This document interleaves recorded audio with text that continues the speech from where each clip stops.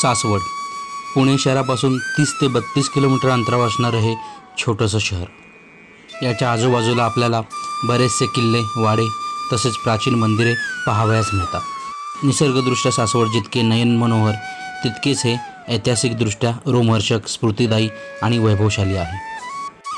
सासवडच्या अणुरेणूत ही तेजस्वी इतिहासाची साक्ष आपणास आजही इथे उभ्या असलेल्या प्राचीन भव्य वास्तू व ठिकठिकाणी विखुरलेल्या अवशेषांमधून मिळते। याच सासवडमध्ये पांडवकालीन मंदिरेही पाहावयास मिळतात।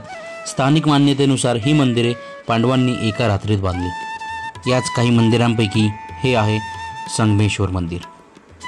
कऱ्हा आणि भोगवती या नद्यांच्या संगमावर असल्यामुळे या मंदिराला संगमेश्वर असं म्हणतात। दगडी पायऱ्या चढून गेल्यानंतर आपल्याला समोर स्थापत्य आणि शिल्पकलेचा अद्भुत नजारा दृष्टीस पडतो। सुरुवातीलाच बाहेर पुरातन नंदी दिसतो आणि समोरच 30 दगडी खांबांवर उभारलेलं मंडपात भव्य नंदी आहे। मंदिरात अत्यंत सुरेख, रेखीव, कोरीव असं नक्षीकाम केलेलं आपल्याला दिसून येतं। सासवड बस स्थानकापासून साधारणतः 1 किलोमीटर अंतरावर असलेले हे मंदिर पांडवकालीन महादेवाचं मंदिर आहे।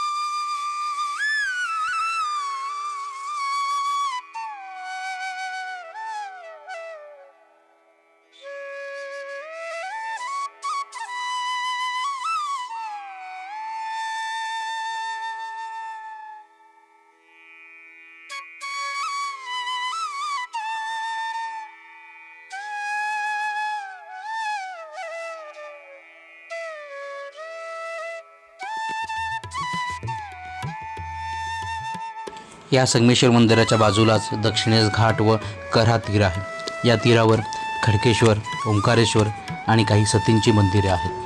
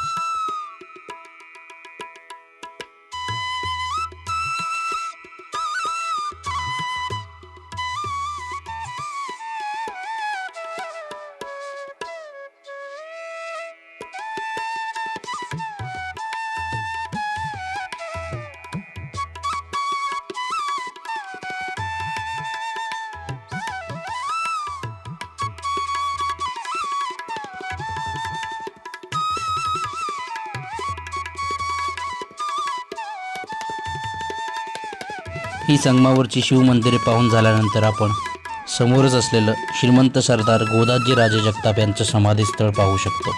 तसंच तिथून थोडंसं पुढे गेल्यानंतर आपल्याला निदर्शनास येतं कराबाईचं मंदिर.